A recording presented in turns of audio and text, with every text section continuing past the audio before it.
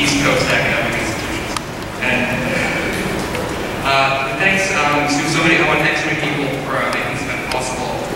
First, Colleen McGinnis, our marketing chairwoman. She did all the marketing, and I'm sure most of you wouldn't be here for hard work, so thank you to her. Thank you to Dean Michael Latham from College Rose Hill and Donna Ramacholi of Piccadilly School of Business for financial support of the event. Thank you to Edward Barbini and his son Edward, Fordham College freshman and CR member, for connecting us to Mr. Fleischer.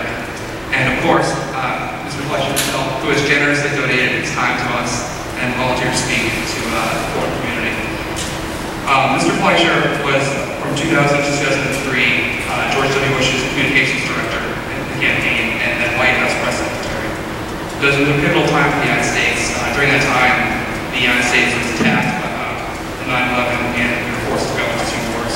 Throughout that time, Mr. Fleischer briefed twice a day in the White House press room in West Point.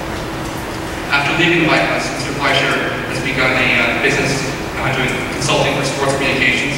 He's worked for Major League Baseball, NFL teams, Tiger Woods, Mark McGwire, I'm sure many others.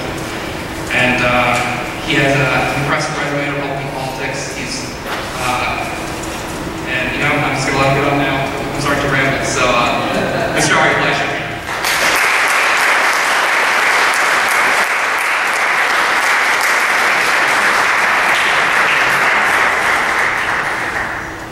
Well, good evening. A few years ago, I used to spend many of my evenings, all my mornings, and all my afternoons surrounded by the White House press corps. So believe me, it's a pleasure to be with you. Sam, thank you very much for the introduction. Thank you for, where's Sam go? There you are. Thank you for all you're doing for college Republicans. I'm just delighted to see such an activist group of people who care about the country, who take the time to put your values into action, and to stand for something. And I said that as well about if there's anybody here from college Democrats, people here who are Democrats, people here who are independents. The fact of the matter is, this is how we all serve our country. And that's what it should be about. So thank you all.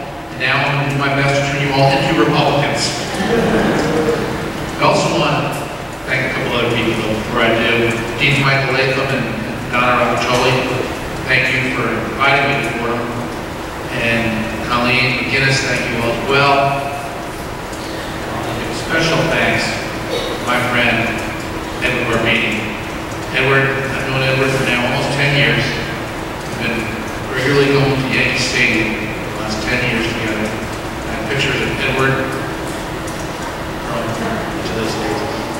Edward, it's a joy to see you again. It's great to see you in college. Thank you for inviting me.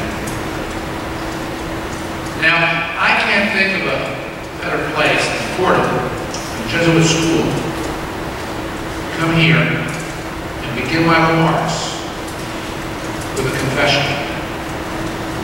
Because before I moved to Washington, D.C. to begin my congressional career, where I worked for 3 congressmen, 1 senator, and 1 president of the United States, Republicans of all, I was raised as a liberal Democrat. My parents were horrified when I went to work for President George W. Bush. In fact, I remember talking to my mother during the recount in 2000 as the votes from Florida were still being counted.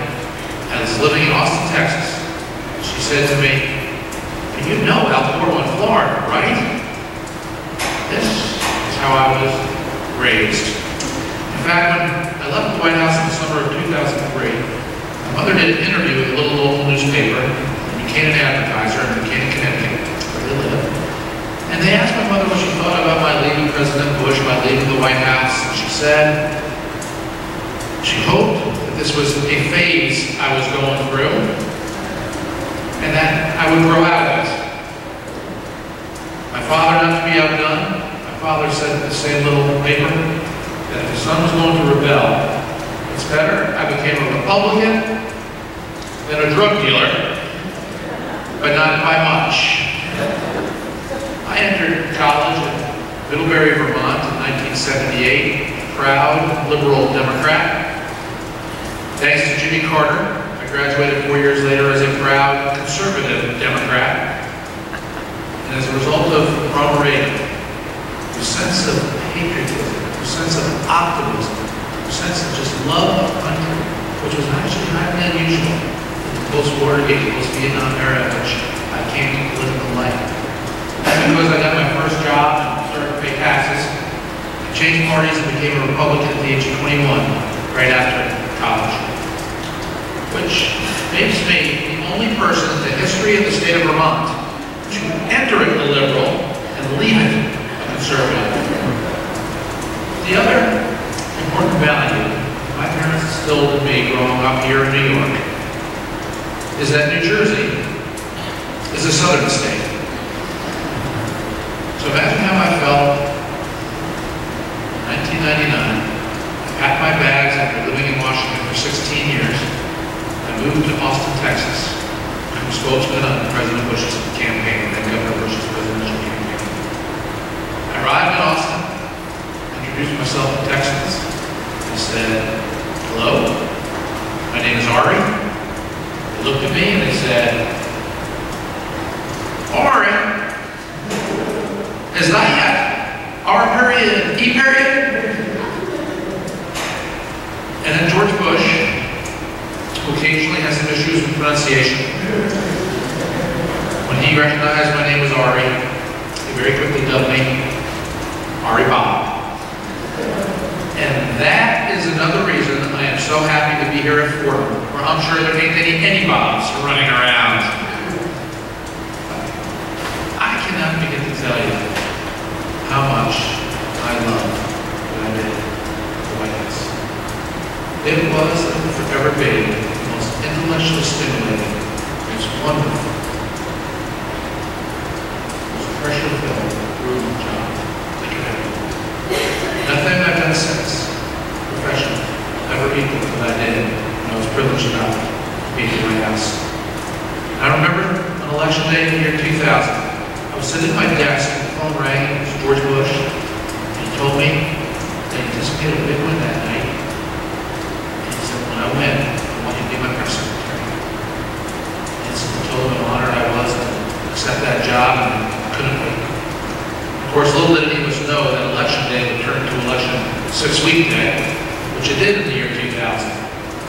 But as the recount wore on and on and on, George Bush, Governor Bush, and I thought it was President-elect Bush, Governor Bush, made the decision that we were losing much too much valuable time in this long recount, time needed to make policy decisions, personnel decisions, in an increasingly shrinking transition.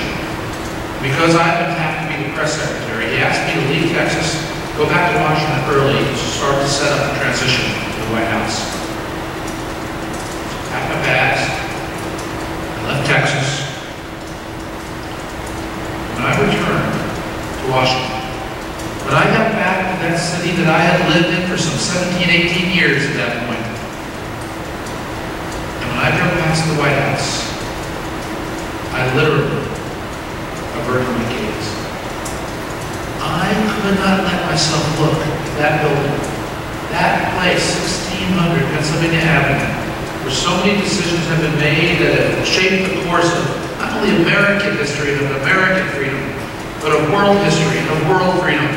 I could not bring myself to look at the White House until 3 weeks later, the Supreme Court ruled that George Bush had won.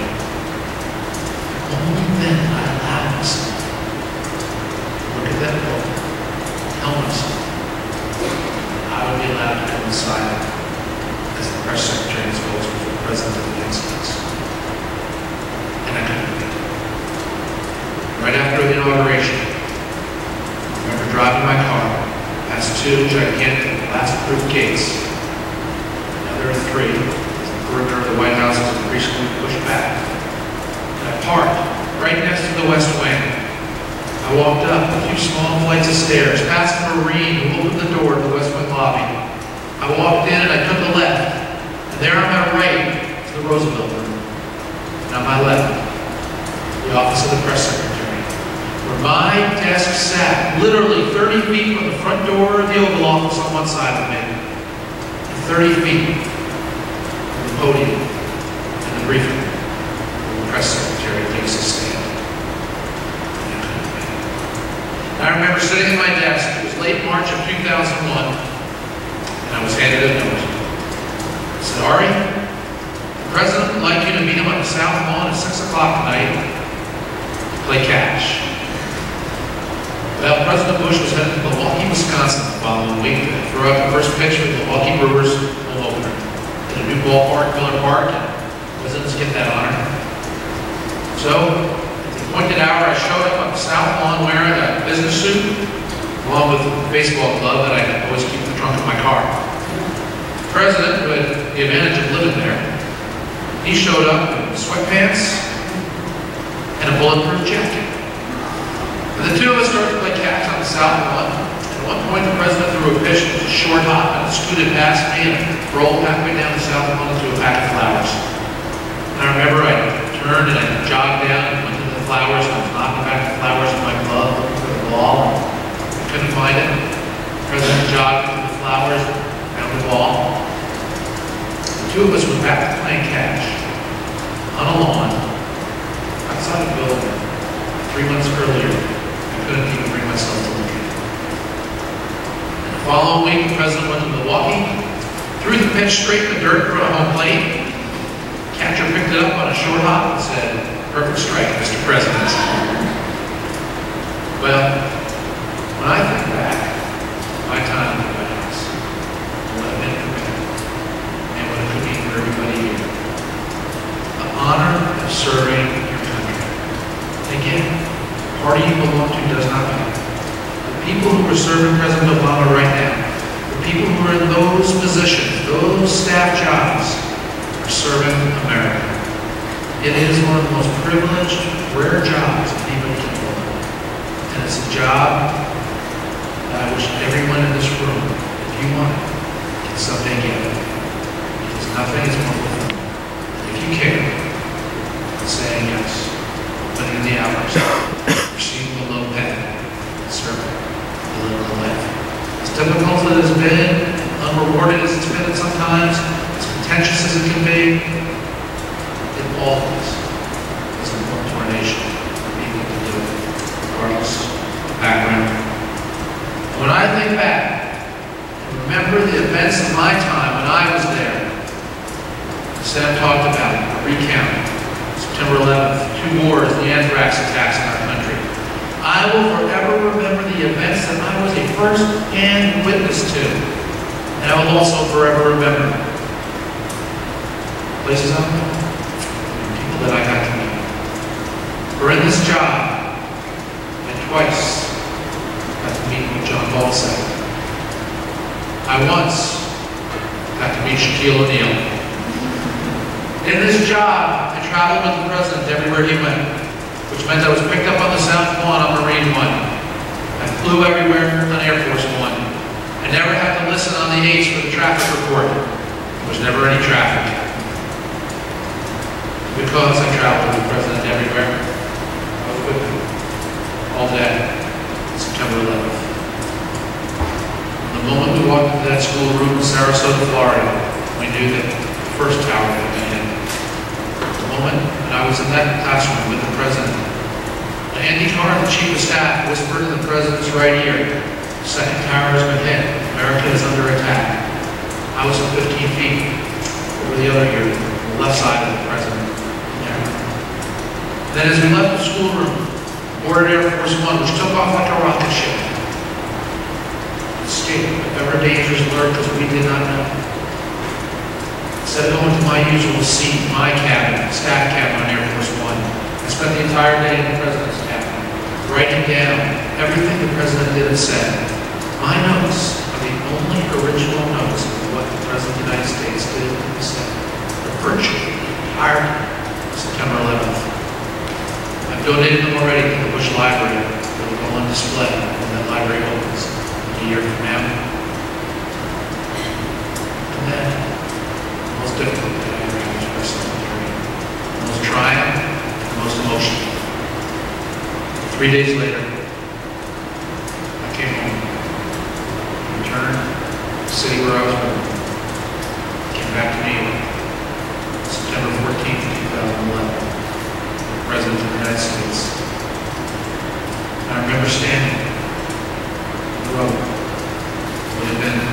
towers, 110 stories high, reduced to some 7 stories high, melted steel and ash beneath my feet.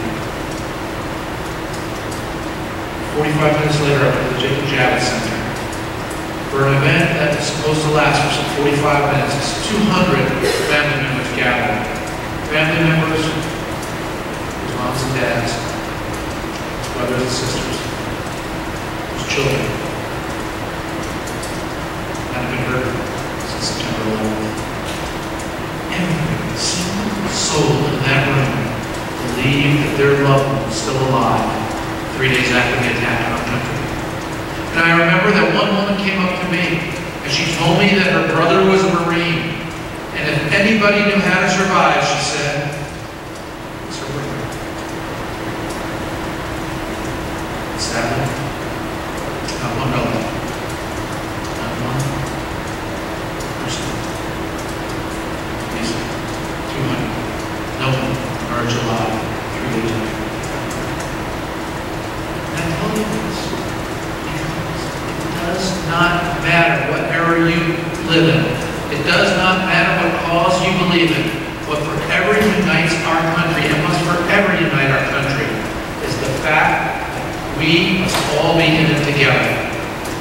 When our nation was under attack, nobody cared if somebody was a Democrat. Nobody cared if somebody was a Republican. They just cared about how you were doing. How you were. We all put our arms around each other as a nation to help one another. That was what I remember. This is the story of America. This is the moral fabric that must forever be made strong. And these are the reminders of the times that come, times that go, the eternity keeping us strong. And I remember standing on the Great Wall of China with the President of the United States and going to the back rooms of the Kremlin for meetings with President Putin.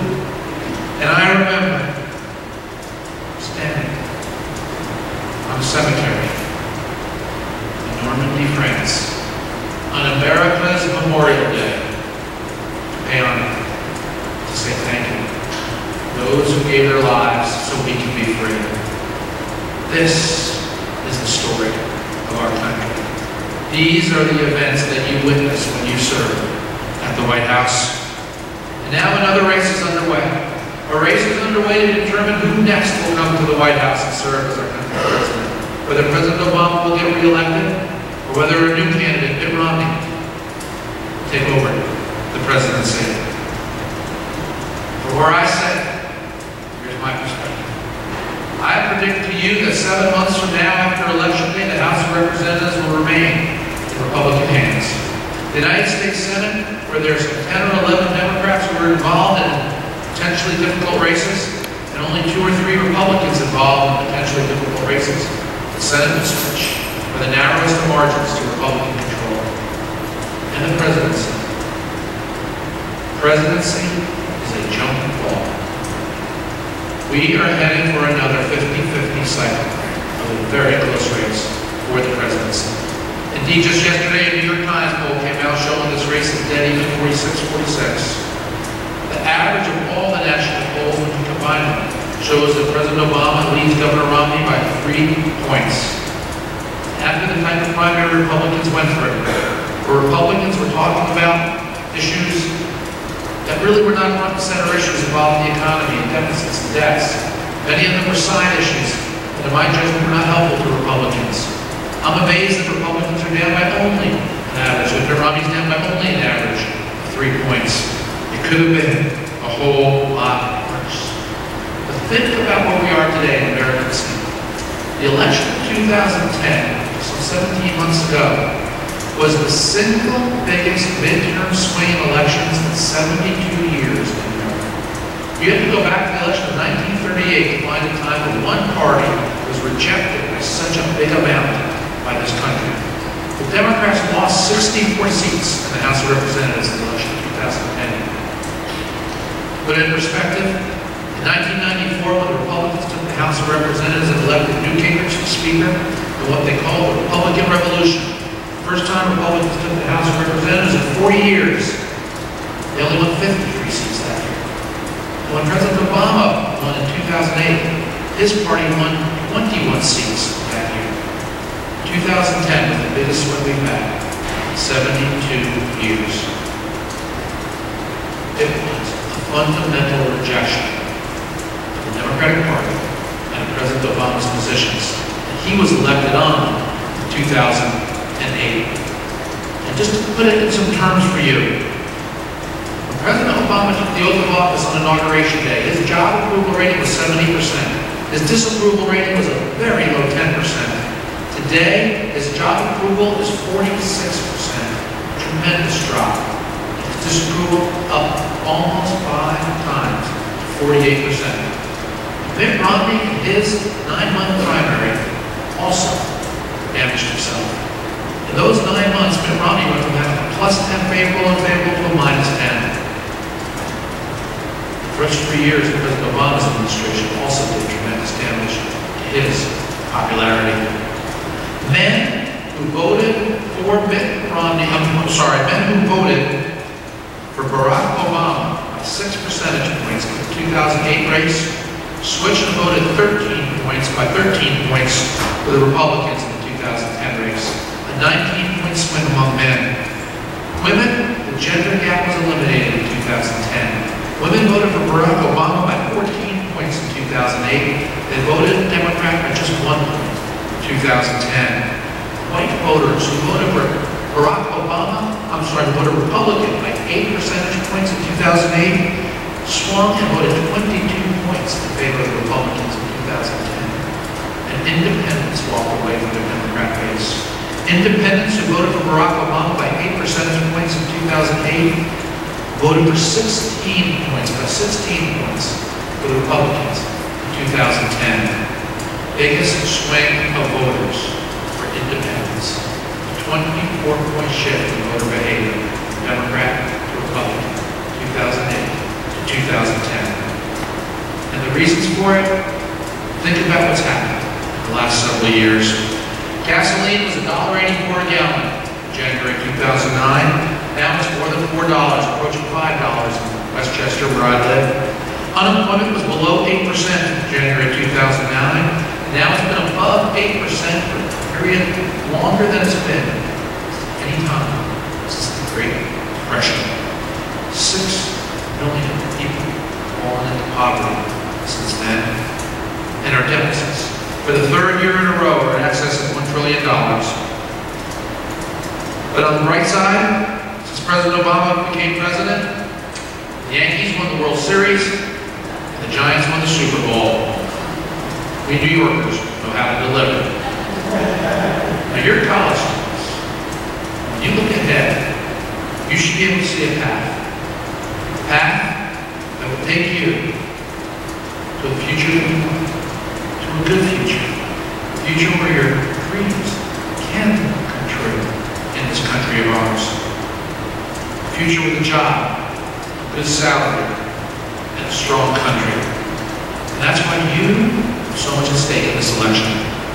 Because what I'm talking about are not just economic issues. They're about our values. Our values as individuals, which I know is something that you're talking about. And our values as a people. We know it is wrong as individuals to build up high levels of debt that we cannot pay back as individuals. I was taught when I was growing up, if you can't afford it, don't pay it. These are values, not economics. And we know it's wrong and it's harmful to your future to spend money that you don't have. We know it's wrong to squander your future and leave you in a world where you will not do as well as those who came before you. We know it's wrong to do it as individuals. We know it's wrong to do it as families. And we need to stop doing it as a government. It's wrong to say yes to everyone in society who has a problem, a need, who represents a worthy cause, and therefore they think they can make a claim on the public purse and take or receive their slice of the pie. You see, if everyone becomes entitled to take, who among us will be left to create? And the story behind America's success for hundreds of years is that we have always been a nation in which the overwhelming majority of Americans from all walks of life put their shoulder to the wheel and help make our economy grow. But with the debt being piled higher and higher on your shoulders, it's increasingly becoming hard for this to happen. From the Wall Street bailouts to the auto bailouts, the $800 million stimulus failed to create the jobs that we were promised, to cash for clunkers 2 rounds of homebuyer tax credits, to a so-called healthcare reform plan that is only, in my opinion, going to encourage businesses and individuals to abandon the private sector and go receive a subsidy to receive government-run healthcare. We have created debts that no honest man can pay. And now, 47% of people in this country no longer pay any income taxes. None. None at all. Which means once you graduate from college and start to become successful, more and more of the burden will fall on your shoulders. I don't believe in punishing those who are successful. I believe in an America in which everybody can become successful and everyone from the top to the bottom pays their fair share. And that's what this election is going to contest. This will be the clash between President Obama and Governor Romney. And the interesting thing, when you look at my Republican Party, we Republicans have an interesting history of nominating the last loser to become the next candidate for president. We've been doing it since 1960. In 1960, Richard Nixon ran for president against John F. Kennedy and lost. Richard Nixon became the Republican nominee in 1968. Ronald Reagan ran against Jerry Ford in 1976 and lost. Ronald Reagan became the nominee in 1980. George H.W. Bush ran against Reagan in 80 and became the nominee in 88. Bob Dole ran against George H.W. Bush and lost, became the nominee 4 years later in 1996. My boss, George W. Bush, was the heir apparent in 2000. He beat John McCain. Then John McCain lost to Bush, became the nominee in 2008. John McCain beat Mitt Romney. Mitt Romney is now the Republican nominee. He is the last loser that we have to see if he can turn himself into a winner. And so what will it take? In my opinion, Mitt Romney's greatest strength for heading into this race is the fact that he is running in this weak economy. An economy this weak, gas prices this high, unemployment so high, with debt so high, turns into a throw the incumbent out election. Mitt Romney's biggest weakness is, I think, you can question his authenticity. Whether or not he can connect with people, whether or not he understands the needs of people who are struggling to make ends meet. This is going to be Mitt Romney's test. President Obama's greatest weakness was his record. The fact that he ran on hope of change, and in its wake, has left behind many disappointed Democrats. Independents have become largely indifferent. And Republicans, we always knew this about President Obama. His greatest strength, though, is people like him individually. They trust him. They think he's an honorable man, a good man, and a decent man. And that's what I think as well. I think he is in over his head. I think America has essentially elected a state senator. I think Mitt Romney has changed his position based on lots of ideological reasons, which will be a bit uncomfortable. I also think that President Obama has changed many of his positions out of inexperience because he wasn't quite ready for the job that he now holds. And this, added up, leads to another 50-50 race. Let me share with you my personal past. I've been a Democrat. I've been raised in a family of Democrats. Why? I became a Republican. And I don't tell you this out of any desire to make any big change, because the most wonderful thing about being your age is you're free to find your own way. And that's exactly what you should do. You should listen to people of all stripes. Decide from your own heart what it is that makes you tick. What it is that motivates you and makes you want to go. Maybe get involved in politics, simply for how you want to cast your vote. But I'm a Republican, because I believe it is Republican ideas that do the most to actually help pick people up, lift them from poverty, give people a chance, set them on a path that will not tie them to government, public assistance, and can make people self-sustaining and make it in America, as my immigrant mother has made it in America. And I'm a Republican because I believe in social justice. My heart tells me that we have an obligation to help the poor. And my mind tells me that nothing helps more than through the opportunities provided by capitalism, especially hard work, individual responsibility, valuing education, pursuing education, and with the government acting as a safety net, not as a permanent trap. And also the government acting as the enforcer of law, so we're protected from crime, white collar or blue, and also discrimination, which remains a problem in America.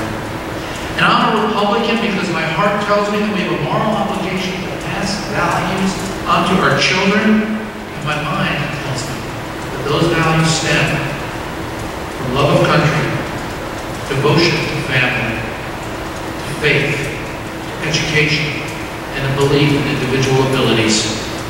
And I'm a Republican because I believe in peace through strength, and I believe in standing by Israel. And your job, as you get ready for your futures, is to decide what's right for you. And as you do, pour yourself into it. To work tirelessly for a cause, if that's what you believe in. And to remember, at the end of the day, no matter what party, what idea somebody has, we all have to remember part of one cause and one nation. Let me close one little factor as my way of helping you predict what might happen in the next election. The best way to measure future elections, take a look at some of the most important trends of the past. The demographic fact is the biggest supporters of the Democratic Party today are young people and single people. In the 2004 election between John Kerry and George Bush, single women voted for John Kerry over George Bush at 64 to 35. Married women voted for George Bush over John Kerry, 57 to 42. Single men voted for John Kerry over George Bush, 58 to 40. Married men voted for George Bush over John Kerry, 59 to 40. Same thing in 2008. Single voters voted for Barack Obama over John McCain, 65 to 34. Married men voted for John McCain, 52 to 47. So, absolutely nonpartisan, non-ideological point of view. I hope everybody in this room who is young, may you get older. And everybody who in this room is single, may you find somebody to marry tonight. Thank you very much for having me.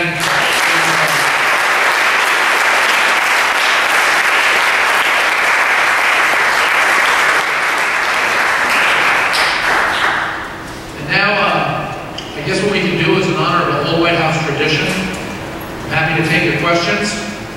And if there's anybody in here named Helen, you get the first question.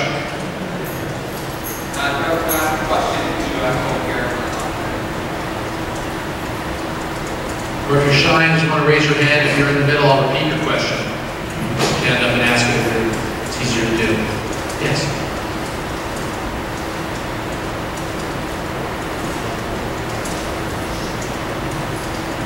Thank you very much, sir, for your very passionate presentation. My question is about, I know that you are on the board for the Republican Jewish Coalition, and I wonder if you could tell us what this community has done for this campaign so far. That's my first question. And the second question is, I want to know, when do you think there will be a Jewish Coalition? Thank you. The Republican Jewish Coalition is, I guess you could call it a minority in a minority. We are Jews who are Republicans. And mostly people who are part of the RJC are there because of a very strong belief that America needs to stand by Israel. most people belong are motivated by foreign policy, strong national defense of Israel.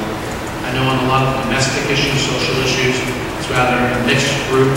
So it really is that foreign policy area. And we get very involved in campaigns.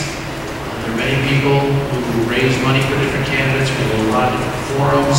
We have lots of different speakers. I call it brain candy. A lot of the events we have are 4 a year, where we have a couple thousand people gather. And we have some of the best speakers in the nation, all Republicans, come and present it to us, some of the leading names. President Bush has spoken to us, President Cheney has. Many of our members want to become ambassadors to foreign countries with the Republicans elected. And the interesting thing, too, about the Jewish vote, it's an overwhelming Democratic vote. And it's overwhelmingly Democratic because mostly social issues. Many, many Jewish voters vote on the basis of abortion or stem cell research or issues that make somebody tend to vote Democratic and have views in line on both sides of the issues. But Republicans are making large inroads into the Jewish vote. In 1992, when Bill Clinton beat George Bush got 11% of the Jewish vote. 4 years later, Bob Dole lost to Bill Clinton. Dole got 16%. My boss, Blanton, won in 2000. He got 19%. Then he ran for re-election in 2004. He got 25%. So the Jewish vote keeps moving up. John McCain got 22%. And in the states of Florida, Ohio, possibly Pennsylvania, if the Jewish vote is a swing vote, it can be an important part of delivering those states for a Republican candidate. As for whether there will be a Jewish president, I think it's inevitable there's going to be a woman president. I think it's inevitable there's going to be a Jewish president. I just think we're so past that for the most part in America. When I was a high school senior, when I had to compete to get to college, this is back in 1978, compete to get to college, there's just no more era of despite pockets of discrimination.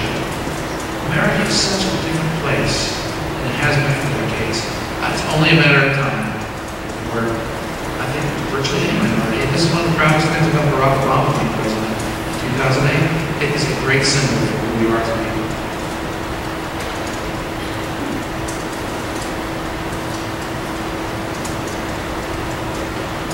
Hi, my name is Drew. I'm a sophomore here at Fordham. I really enjoyed your commentary on CNN during the primary season, so thank you for that. My question for you is, if the economy is going to be such a huge factor in this fall, should the economy continue to improve, what do you think economy's chances are? And maybe a second, much more question, do you ever see yourself in the past, or where you see going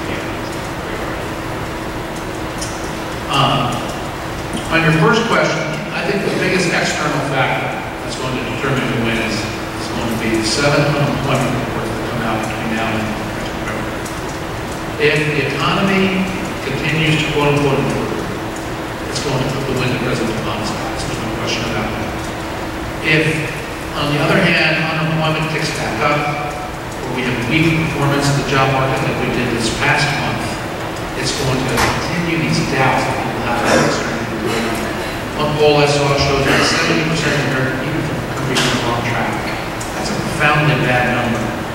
No president has been elected since World War II with unemployment above 7.2%. Today it's at 8.2%. No president has been elected since FDR back in the 20s. We didn't have a Gallup job approval rating above 48%. The president is at 48%. All of these are the factors that the economy is causing that made President Obama so vulnerable. As for your question about, do I see myself back in the White House one day? The only way I see myself back in the White House one day is giving a West Wing tour to my children. I'd love to be able to do that again, but no. I was in Washington for 21 great years. I love Washington. It's a fabulous town to be a young person in, fabulous town for politics. And I said this earlier to a smaller gathering. Washington is also government and politics are also the best field for women. Politics needs talent. And it is the quickest industry I've ever seen to reward talent. And I think in a lot of other places you go, whether it's corporate America, Wall Street, there's almost a step-by-step, slow path that people have to take. It's not the case in politics. Good people rock at the top. I work for Karen Hughes. Karen Hughes was my boss. I reported to the president, but Karen Hughes was my boss at the White House. And Karen became the top advisor to the President of the United States. I've been a TV reporter in Texas who got to know then Governor Bush, became spokesman for Governor Bush, and she was so good at what she did. She became the top advisor to the President. Politics is a great field for young people to prove themselves. Because if you're good, you're good.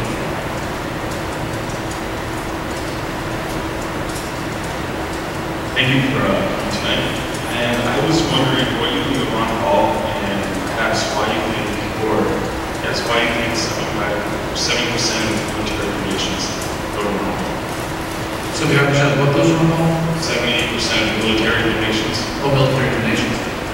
I haven't heard that statistic, so I don't know anything about that. You know, Ron Paul's appeal to young people is phenomenal. He continued throughout the primary season to outperform everybody among young people. The skeptical part of me says it's because he wanted to legalize marijuana. So there could have been a little bit of attraction there, I'm not sure. But, you know, personally, Ron Paul's foreign policy scares me. Ron Paul essentially wants to retreat to our borders and basically have America wash its hands of different events around the world. And there's a lot of temptation. There are parts of me that wish we could tackle it and simply do that. Those days are long. It would be so fundamentally damaging to America if we were able to do that. One example for it is take the Somali pirates. One of the reasons that there's shipping around the world is for the same reason that America formed its Navy in the first place in the year 1800. To fight the Barbary pirates off the coast of Libya. We guarantee that we are able to have shipping and get the things we want and sell the things we want around the world. If America withdraws, this world will fundamentally bad and dangerous place. And we will be the ones that have to pay part of that price. Others will too. But I don't think it's safe for us to withdraw. On economic policy, there's a lot about Ron Paul in the trade. Ron Paul talks about making meaningful, large budget cuts. When Ron Paul talks about why is the government in that business in the first place, the government should not be in that business in the first place. That has a lot of appeal to me. But one of the things I ask all of you to think about when you decide what role the government should have is ask yourself the question, if the government doesn't do it, will it still happen anyway?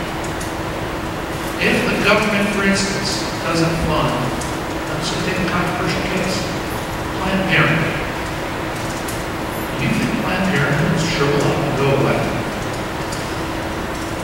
People who support Planned Parenthood from the private sector will step forward because they believe. The government funding now is an excuse for them not to have to do that. If it is meritorious, if it has supporters, it will continue. This is where Ron Paul's message has to appeal to men. You don't have to take a stand one way or another on some of these issues. The question is, it won't happen without the government. So why are we making each other pay for it? Why not let the private sector do it? That's part of Ron Paul. Go ahead. You make a good White House reporter. You have to follow. So you're speaking about the increasing burden for some people that are not. And with the increasing dollar spend overseas on the first time, what was the best for us to happen? The question is about, I was talking about earlier about the debt and given all our spending on overseas wars, for example, doesn't that impact our ability to fund things here and at a cost? Well, I would make the case that if we weren't funding some of these things like foreign aid, we'd be involved in a lot more expensive problems. Foreign aid helps us achieve stability in places in the world where for a couple $1 billion, stability is a great investment. Because if some of these places blow up, the economic cost of America is going to be way more than $1 billion. That's part of America's engagement. It does have a couple $1 million price tag. I think that's a insurance policy that we pay. On the domestic side, I would love to see something just go through on the basis of what I just said. The things that the government has to do are national defense and law enforcement, fighting discrimination as well. So much of the rest of it will happen by the government. And the biggest areas that we spend money on, of course, Medicare, Medicaid, Social Security. And here's where we need reformers. We need people who are willing to go in and think like they're in the 21st century, not in the 1930s and the 1960s when these programs were designed. Hi, thank you for coming. I was wondering about, you talked more about after 9/11 and I was meeting about like after we attacked. Like what was the tone of, Keep the microphone up and put it out. I was wondering about after 9/11, what was the tone around George W. Bush and people right near him? How did you guys, I guess how would you propose it? What was Great question. You know, it may sound shocking, but the composure for the president and all of us was remarkably unemotional. Given what happened, you would have thought, take it in and have some element of emotion. It wasn't time. We had a job to do. And there was too much our nation needed for us to ever stop and react in an emotional way. Right from the beginning. You know, one of the interesting things about the president is everywhere he goes from military aid, carries the nuclear football. Probably seen on TV shows or in movies. Well, that military aid also was responsible for some of the evacuation plans of the president. We go back to the Cold War. On September 11th, I learned a new word that I never heard it in this context before. Decapitation. Old Cold War fear we had. The Soviets launched so many missiles on America in an attempt to take out the president, the vice president, all senators, all congressmen in the Supreme Court, all cabinet. It's called decapitation attack. So the military, as they do for anything, they drill and they drill and they drill. And they have contingency plans. Some of the contingency plans are how to survive a decapitation attack. What we didn't know, and we feared that September 11th would turn into a decapitation-style attack. When we boarded Air Force One, we heard about, we were in the motorcade, we heard about the third plane that hit the Pentagon. We got on board Air Force One, we heard a report that there were still 6 or 7 aircraft in the sky and refused orders to land. So we thought there could still be 6 or 7 more missiles out there, which is also why we didn't go straight back to Washington. You don't land Air Force One. The Secret Service would not allow us to land Air Force One at a known location, Kansas Air Force Base, when we heard there's still 6 or 7 aircraft still in the sky. So the Mil-A helped, working with Air Force One's pilots and the Secret Service, implement partial evacuation plans for the president. And we flew in a random zigzag pattern in the sky at 45,000 feet, which is unusually high for 747. Random patterns so nobody could know where we were going. This was part of the pilot's training, the military's training. But it was remarkable to me. Equanimity, level-headedness, the Secret Service to the military, to the president, all of us. As I said, when I took notes because I knew instantly this was going to be a day of history. And I just felt it was my obligation to write down everything the Commander-in-Chief, the President, said, understanding the importance of it all. For me personally, I think it was about 10 or 11 days later. It was on Rosh Hashanah or Yom Kippur, I don't remember. I think it was Rosh Hashanah. And I was on the phone talking to a cousin of mine who said, and she told me that she was in her office building and she saw the first plane in the tower. I could hear the emotion in her voice. And for me, that moment, when I took myself out of my White House job, put myself back with my family and was talking to a loved one, religious holiday. That was the first time for me, that's when I cried. The first time I allowed myself to think about it on the human terms, just the business. I have to stand at that podium and describe what the president's doing terms. I suspect for a lot of my colleagues it's the same case. We all probably had our private moments before we brought on my family. When you're in that building,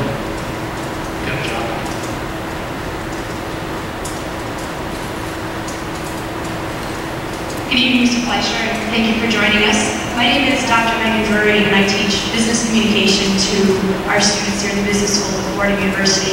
And I was hoping that as somebody who's risen to the top of their field in a communication professional role, could you tell our students maybe one of the largest challenges you faced in your role as a communicator, and if you could offer one piece of advice to our students who would be looking for a career in communication?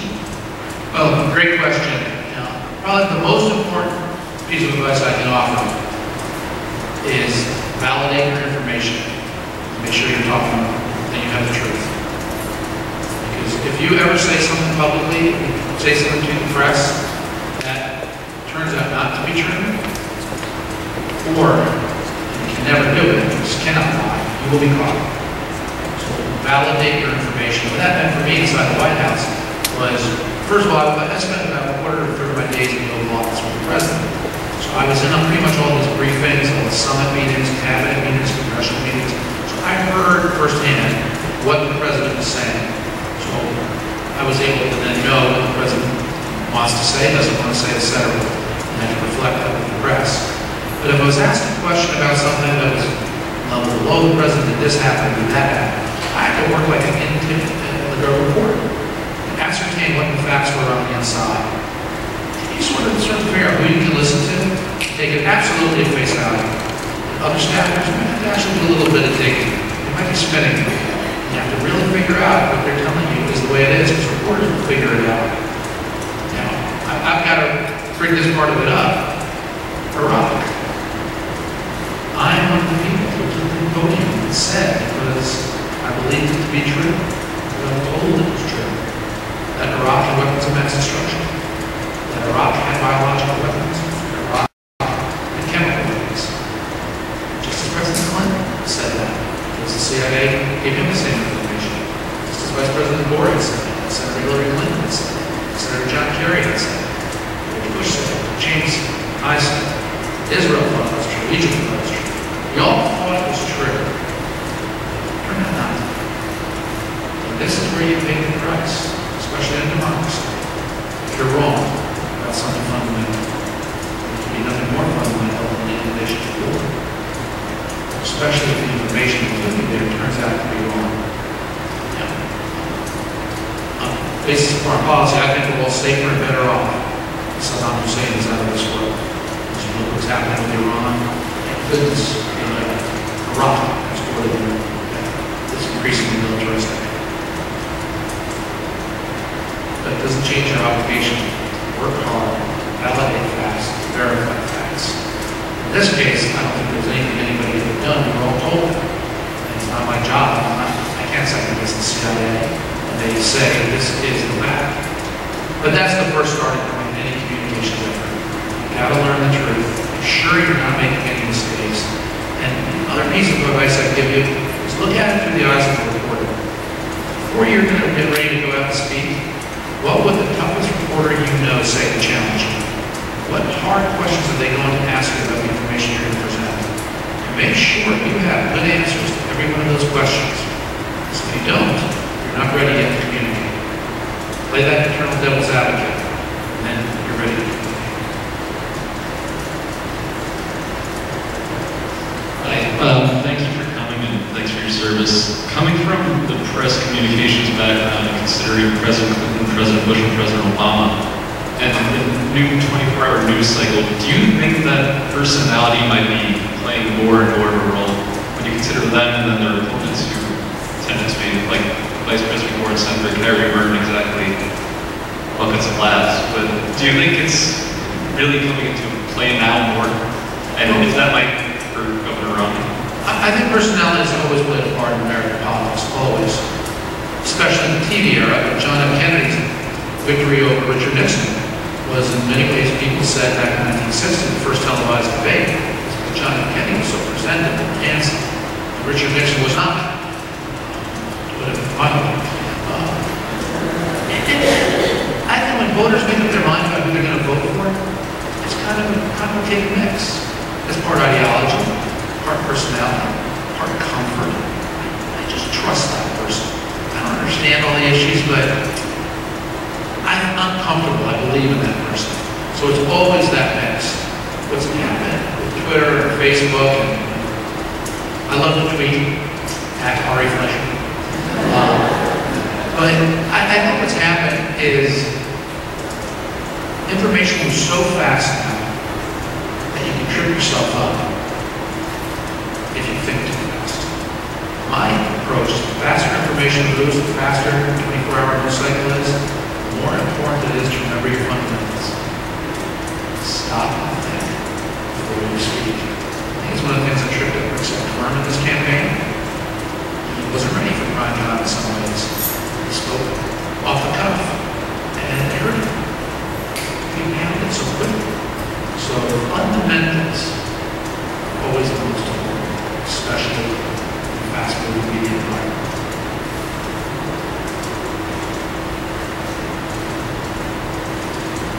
Hi, I have kind of a fun question. I know you talked at the beginning how your parents were liberal Democrats. Yes. My parents were liberal Democrats. I used to be a Democrat. They kind of broke down when I found out I was going to become a Republican and enter into politics. So. Good breakdown. Yes. What do you guys in your family not talk about politics then? How do you kind of balance family with politics that you don't agree? Well, actually, in the case of my parents, I think President Obama has done a lot to make them more conservative. I don't know because my father especially won't say, but I sense that my parents have shifted. One of my brothers is a huge liberal Democrat, very active environmentalist, and we try not to talk politics very much. My other brother is to the right of King's Con, and nobody talks politics with him. But, you know, I think one of my greatest advantages in politics is the fact that I come from a family, a liberal Democratic family, where issues like poverty, issues like discrimination, issues like how do you help the poor, is front and center. It should be, it must be front and center. And I don't know why some Republicans are so uncomfortable talking about it. They're so uncomfortable talking about social justice, about lifting people up. And I think that really does come from the way I was raised. My parents raised me right, they just fought about it.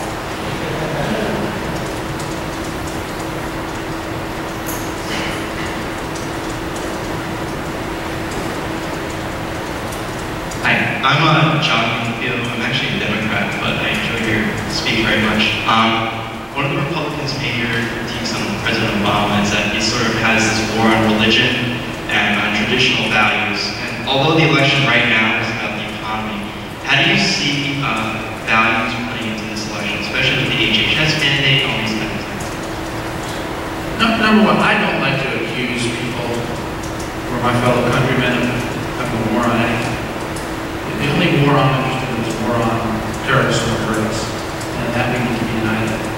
So I try not to engage in that rhetoric. I don't think I ever have. Just like war on women, war on religion, I just don't think that's valid.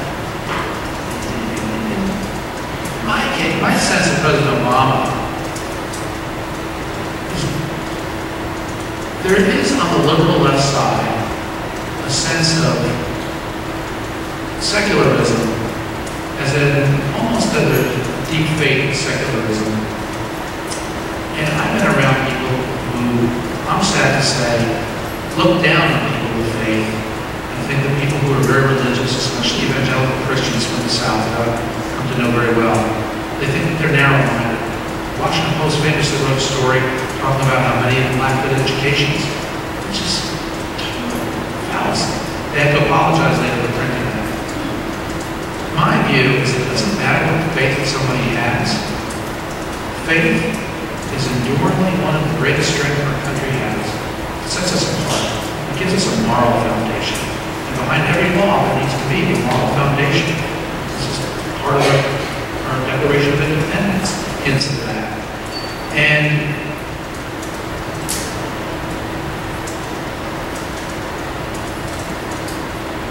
there just has to be coming together and acceptance that makes us stronger. When I look at Europe, one of the reasons that Europe is in decline, economically and socially, there's a declining birth rate, is because so many people have abandoned religion. These are rather troublesome mixes. that weaken nations over time, for many, many decades. And I worry about that. But whatever, I think there's some of the issues involved with President Obama that people use about war on religion dealt with some funding issues, if I recall, and then of course the mandate about contraception. And to me, the issue on that, while it had a religious element to it, was what right does the government have to tell anybody what they have to provide their employees in terms of insurance coverage? It should be a private matter between an employer and an employee. And the government should not be ordering this. It becomes especially objectionable when a religious institution is told that they have to provide a service that violates their religious beliefs. That, to me, religion is carved out. We're going to do one last question before we end the evening.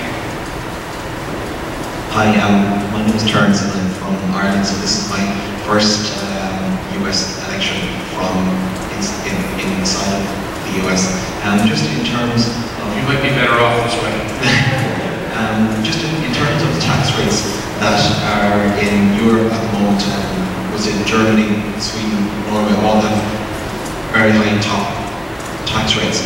The US proposal to have a top tax rate, or sorry, a minimum tax rate of 30% for anybody earning more than $1 million was defeated this week. What's your opinion on that, and do you not think it's a little unreasonable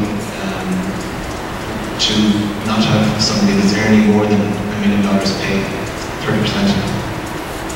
Great question. And this is part of the nonsense of American politics. This is a nonsense issue that President Obama has brought up. The fact of the matter is the top 1% in this country pay an average of 30%. Top 5% pay an average of 29%. Top 10% earners in this country pay an average of 27%. We have a very progressive tax code in this country. In fact, it's more progressive than many European nations, including Sweden. The argument the President is trying to make is somebody shouldn't get deductions and credits, which allows them to reduce their rate. The problem I have with that is that deductions and credits, if you're going to reform a code to get rid of deductions and credits, do it for everybody. Because the reason that Warren Buffett pays such a low rate is, number one, he gives so much money to charity. He gets a charity deduction for it. Number two, he has what's called tax-free municipal bonds. Tax-free municipal bonds are tax-free because they go to cities to build roads and bridges and sewers, which all cities need, and also puts people to work. So the tax code deliberately creates an incentive for people to carry those tax-free bonds. And three, because of capital gains. Because he has investments in capital gains, and it's been a bipartisan notion President Clinton signed into law, that capital gains is taxed at a lower rate than your salary, because capital gain investments are investments in businesses. That's how jobs get created. It's also true at every level of the wage scale. You can find an instance where somebody who makes $40,000, this is going to be $40,000, a renter, no children, you will pay a higher tax rate than somebody with 3 children who owns a home and makes $80,000. Because they get deductions and credits for their home, for their children, and for being married. So even though they'll make twice as much as you, they will pay a lower tax rate. So why isn't the President saying this is unfair? Why are people getting deductions for children? Why are people getting deductions for housing?